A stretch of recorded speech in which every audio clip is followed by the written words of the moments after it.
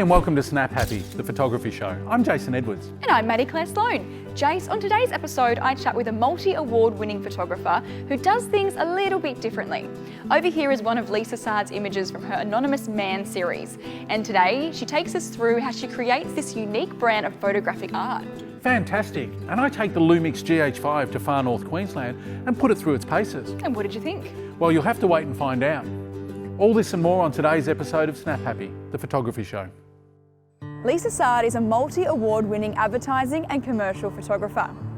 Her images are extremely diverse and her creative attention to detail really shines through in all of her works. Lisa is always on the lookout for a unique photographic brief, and that can really be seen through her work here on display at the Lorimer Gallery in Melbourne. So Lisa, what are we looking at here? My Anonymous Man series is all part of it, and it's all based on the idea of dreamscapes. A lot of the images came to me as a flash, or as a full image, or a tone of colour. And I've been travelling around photographing all the elements. They're very architectural, some of them are very architectural. Which suits where we are. Yes, absolutely. Yes. We're in Docklands in Melbourne. I think what I've done is I've blended photography and illustrative, and I've blended them together using Photoshop, and I think they've become the idea of a painting. Yep. In sort of a way I've kind of worked a little bit backwards. You know, a lot of painters used to take photos or sketch an idea and then paint it, but what I've done is I've taken photos and I've made them look like illustrative or paintings. Take us through the process of these unique artworks. Do you start by taking just one image, or do you have an idea in your mind, or how does it work? If I've got an idea, say I've got an image that's a sphere sitting in the water, and I couldn't find a building that was round, obviously, but when I went to Hong Kong, I found a building that was a semicircle. And I couldn't believe it because it was the exact building that I wanted, and it was sitting in water. So I photographed the building and then flipped it and I made a sphere. I've got like 10 images in my head that I'm making, and then I'll find the elements that fit the image. So Lisa, we've got number 28 here. Yes. Tell us about this one. Well, this is a photo of Hong Kong Island. Yep. It's shot from Kowloon, and the idea about this one is we end up building an island, and we end up living in this small area. We live and we work, and we live and we work, and we rarely break away from that until we have holidays. But we're still drawn back to the island. Yes. Tell us about how it all kind of came together. How did you choose what was going to go where? I saw this image, I saw the island, and it wasn't until I went to Hong Kong that I realised that that was the city that I was seeing in my mind. So I photographed Hong Kong. The rocks have come from a different part of Hong Kong, and the ground came from a different area as well. I've photograph the pieces as I need them, as I see them. Okay. And I photograph them in the perspective that I need them as well, because not every image requires everything to be shot from far away. So, but because I was like a bird's eye view on this scene, I had to photograph everything from a distance. Okay. And that including photographing the man in the studio from the distance as well. All right, number 32. What do you have here? This one, I saw this image as you see it. And I never thought I'd be able to find a building that I could photograph that would look exactly like this. Yes. And then I saw a photo of a university in Singapore, and I couldn't believe it. I couldn't believe when I saw the building. So the building, the stairs, and the wall is all one photo. Okay. Then we've got the light pole, we've got the life preserver and the fence, and they're all elements that I photographed separately in different places. On the side there, that sort of floral... and it almost looks like bubbles. Porthole, with the bubbles. So that is actually a drain. And I had the GoPro with me in the water, and I would like push my hand through the water, and I got the bubbles. And the top of the water as well, that's from Marina Bay Sands. The ladder is just a ladder shape that I had that I just repeated. Yep. But so the colour is what I'm attracted to in this photo. Like that's my absolute favourite blue. Yes. And it's all about jumping in the deep end and preserving life.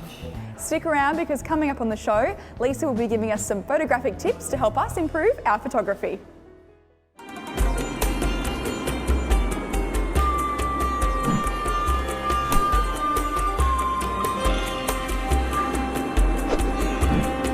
So I'm sweating it out here at the Bayon Temple in Cambodia. Now, it's fantastic, but as you can see, it's pretty steamy. I'm pretty hot and wet. So we've just been working our way around. Here, it's famous for the faces. You can see one in the background. So they're all covered in lichens and stained rock, and excitement, and you can hear lots and lots of people yelling at each other in the background. So the key to success in a site like this is patience. You've got to have patience. Up to a point, it's okay to ask someone to move out of the way if they're standing there for extended periods of time. It's a little bit grey today, we're in the tropics, there's a lot of mist in the air, a lot of humidity, so I'm definitely underexposing my shots, even as much as a full stop underexposed. There's so much to see here. If you ever come, make sure you give yourself enough time to come in the morning, during the middle of the day, and again in the evening, because the light will change substantially. See you at the next site. Today I'm road testing a new camera from Panasonic, the long-awaited Lumix GH5. It is the camera of choice for many independent filmmakers and photographers alike. Firstly, let's take a look at the form factor. The GH5 is a digital mirrorless camera, so it's much smaller and lighter than my DSLR. Consequently, the lenses are also more compact. So if you want to travel light but have a number of lens options, it's possible with this system. It feels great in the hand and the buttons are well placed for quick and easy access. There's a high resolution viewfinder, but it also features an 8cm flip-out touchscreen, which is really handy for shooting low and high angles. Much of the hype around this camera has to do with its video capabilities. Let's have a look at the specs. The GH5 is the first mirrorless camera to record 4K video in 10-bit 422. What that means is that it is capable of capturing a huge amount of image data. So not only is the video high resolution, but it allows more freedom when colour grading in post-production. The 5-axis image stabilisation allows for very smooth captures, and for many situations will eliminate the need for a tripod. Here is a shot without stabilisation. Now notice the change when I turn it on. It really is quite impressive. Although I do shoot a lot of video these days, I'm really keen to see how the GH5 performs as a still camera. Let's check out those specs. The sensor is 20 megapixels, which provides a good amount of detail. Burst mode is very fast, allowing you to capture up to 12 frames per second in live view. The autofocus is quick as well, which helps when shooting any fast-moving action like sports or wildlife. The standout feature for me is the internal image stabilisation, especially when using a long lens like the 100 to 400. When paired with the internal stabilisation, I gain more stability, so I'm able to use slower shutter speeds in dark conditions. So if you're looking for a hybrid stills video camera, you can't go past the Lumix GH5. It's well worth checking out. And you know what? This entire segment was shot on the Lumix GH5. Happy shooting!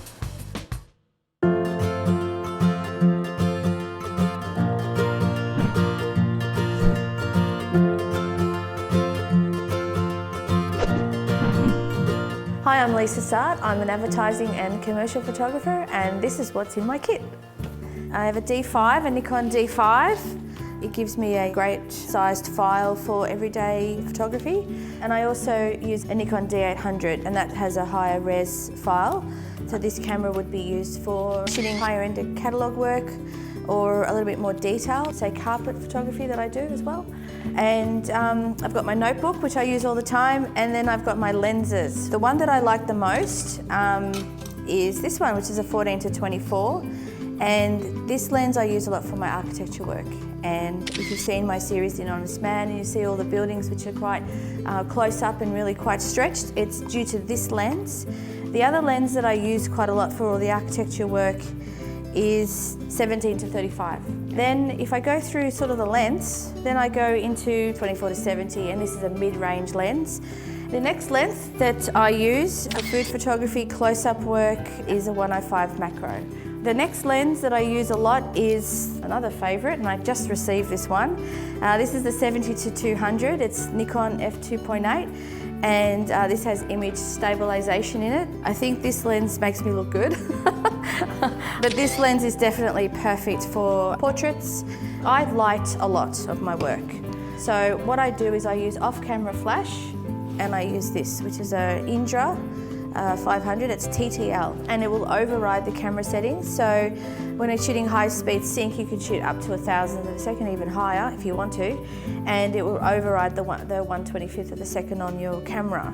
What that does is that it enhances the light, it gives you more quality to your shot, and I always talk about production value. It increases the production value of an image. Apart from stands and perhaps other light modifiers, I'm Lisa Saad, and that's what's in my kit.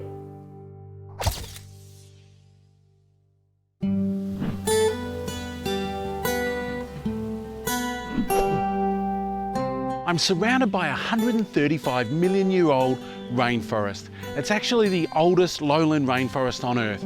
It has the greatest level of biodiversity of plants and animals on the planet. Where am I? I'm in the Daintree rainforest, just north of Port Douglas. There are many wilderness areas to explore here, but a great place to start is on the river. Murray Hunt is a nature tour guide and owner of Daintree Boatman Nature Tours. So Murray, what drew you to the Daintree? I suppose the reputation of the Daintree, just it's got such a beautiful romantic name.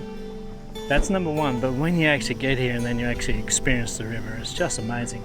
Every day I come out, I don't know what it's going to be, but every day there's just something that surprises me.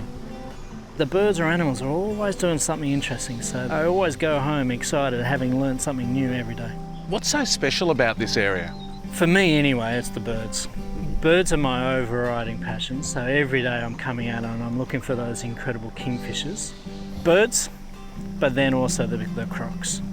Also lovely just to go along, and I'm looking for the snakes in the trees as well. I hate the alarm clock every morning, but I fall in love with the river all over again each day. What I'm doing here is just altering my composition, but most importantly I'm altering my exposure compensation, and I don't want to blow out the highlights on the bird, so I'm underexposing my shot. Sometimes I'm actually underexposing it quite a long way so that the shadow around the bird becomes darker and becomes more atmospheric, and then I keep all the detail in the feathers. So we've had magnificent birding here on the river this morning, and we've been chasing these elusive kingfishers. Now they like to hide in the shadows as much as sit in the sun. We've got one just up here now, and we're going to try and sneak in because it's sitting in beautiful light, and see what we get. You've always got to be ready for wildlife. I'm going to make sure that I have the shutter speed and the f-stop that I'm looking for. So it's f5.6 at about 1250th of a second, so pretty quick because these birds are fast. So we're just approaching a crocodile that's sunbasking on the riverbank here. Now the sun's up quite high, so the contrast is really strong. I'm just setting my exposure so that I don't turn the crocodile into a black blob sitting in the water. A great thing with a long zoom like this is that you can choose your composition. You can get the entire crocodile, or you can just get segments of the crocodile. If you want to learn more about this region, a great place to visit is the Daintree Discovery Centre, and it's conveniently located just 10 kilometres north of the River Ferry.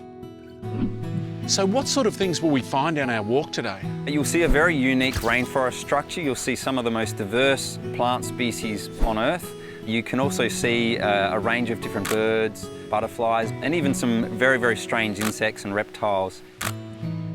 So you've got a wonderful discovery centre. What will we experience here? Here we actually have a variety of different walks that get you deeper into the rainforest. The idea with our walks is to actually get you on all different levels, just so we can really unwrap it and teach you a lot about what's around you. So we have an aerial walkway, it's 11 metres off the floor, so through your midsection of the trees. We have a canopy tower that gets you up 23 metres to see out over the top of the trees, and also the ground forest walks around the creeks and stuff. So a lot of different variations of the rainforest you get to experience with our walks. Now there's a real fixation with drone footage and stills at the moment, but for me there's nothing better than actually having the camera in the hand. So if you get the opportunity to come to the Discovery Centre, you can be really creative shooting down on the plants that are below you, and also seeing the trunks reaching up to the towering trees above you. I'm here at the canopy tower. Now when you look up, you can see a few stairs, but it's not that many. You should really put in an effort to climb up here, because as you can see, the canopy is magnificent and there is a lot to photograph. Now the obvious choice of lens for this scene would be a wide angle, but as you can see I'm using my close-up lens, my macro lens, and I'm taking close crop shots of the surrounding canopy. You don't have to use these lenses just for textures and spiders and insects and things like that. They're really great for landscape, especially when you've got a bit of distance between you and the scene that you're capturing. It's an absolute thrill to be here in this prehistoric environment, to be surrounded by such biodiversity and to know that every journey here will be different than the last. Happy shooting. It's tip time, my favourite part of the show, where we ask our guests some photography tips on how we can improve our photography. Okay, so excellent. we have so many things to play with here. Yes. What have you got for us? Well, we've got some free hands and some coffee, and we're at the Espressonist, which is at Docklands at Lorimer Gallery. What I wanted to show was how you can create interesting lighting by just using compact mirrors. You can use these mirrors to reflect the light back into the food, and what happens is it gives it some highlights, and those highlights allow the image to, I guess, sparkle or stand out. And with the compact mirrors, you can they will actually stand up on their own, especially the ones that have makeup in them, so you don't have to hold them. There, I've got the front of the freehand there now. That's nicely lit. It's got the top of the freehand. Okay. Yep, and then I'll get you to take the picture. Yep. See the highlight? Yeah. Now, if you want to take it a little bit further, you can get these pocket-sized reflectors. These are my favourite. I know, you can open one up. Ready? Okay, 1, 2, 3. And these will do exactly the same thing as a mirror, however they're obviously bigger. But they can fit in your bag too, They which fit is in great. your bag, and there's a white side and a silver side. And yeah, you can do the same thing. You can reflect the light back in a broader space, obviously, and then shoot away, and then fold them up, put them back in your wallet, and off you go. Purse, and off you go. Let's try a coffee, shall we? Oh yes, let's try a coffee. The first thing I want to do is light the actual coffee cup. So we catch the light and we bring it into the image, and as you can see, what happens is it starts to separate Create the some cup shadow there. from the plate. And let's take a photo. Our Snap Happy Instagram will be looking on point. Yep, absolutely. I'll do one from above because we've got that nice highlight happening. So all we really need is a makeup mirror and we're good to go. Yeah, absolutely. Oh, well thank you so much for those helpful tips. Yep. I'm sure everyone at home's enjoying them. I know I will use that. And thanks for joining us on Snap Happy. Thanks for having me. In the last episode, I began the process of creating a photographic portfolio. I selected my images based on my expedition to Papua New Guinea, the colour, the form, the fascinating people, and then I processed them using Adobe Lightroom. This week I'm designing the layout of my photo book using the Snapfish website. I have chosen the large format 11 by 14 inch premium metallic book. There are smaller options, but I want to print some of my shots quite large, but also to give myself the option to include a series of images on any given page. There are some photo book themes already on the website and they will point you in the right direction. Being a portfolio, I want to keep the layout simple and I want to use neutral tones for my backgrounds, such as black or white.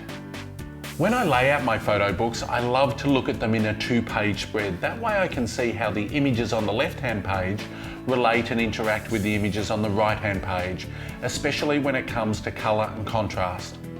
Everyone likes their images to be large on the page, and I'm no different. I love filling a page with an image. Now, sometimes I'll do that where it takes the entire bleed, the entire page, and other times I'll use a white border. And the Snapfish website gives me those choices. It gives me lots of layout options. But then at other times I like to have a mix of images. If there's a festival or maybe a ceremony and I want to show 10 pictures quite small, but really get the story across as to how much action is happening. Don't think that you need to fill every page with lots of images. Sometimes I use an image very small right in the middle of a page, surrounded by a large white background. And sometimes I'll do that on both pages, so the whole spread is literally taken up by 2 small images. It can be really creative, but you need to pick the right images that are strong enough to handle that large white background. Keep in mind that less is more in any book, and so you might want to include captions with your images. Remember that people who are viewing your pictures were not there with you, so give them a little bit of background information. Before you commit to ordering your portfolio, there is a really handy review option where it shows you exactly what your photo book will look like once it's been printed. I'm really happy with the way it's looking, so I'll submit my order, and in the next episode, we will have a close look at the final product. Until then, happy shooting. Jace, the photo book's looking amazing. I'm really happy with it, Mads, and next week we'll take a closer look at the final product. And what else is happening? Well, I've returned to the outback to follow up on a story I did with Australian Geographic documenting wild brumbies. What about you? Well, I met up with a very interesting photographer who started his career photographing celebrities in the 1970s in Los Angeles. If you'd like to join the Snap Happy community, head over to snaphappytv.com, where you'll find exclusive content, competitions, and special offers from our partners. We'll see you next time on Snap Happy, the photography show.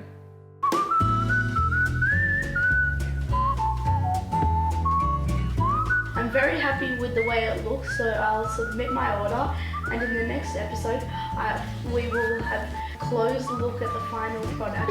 Until then, happy shooting. Looks like you're going to be out of the job, James. Look at you. Look at the look on your face.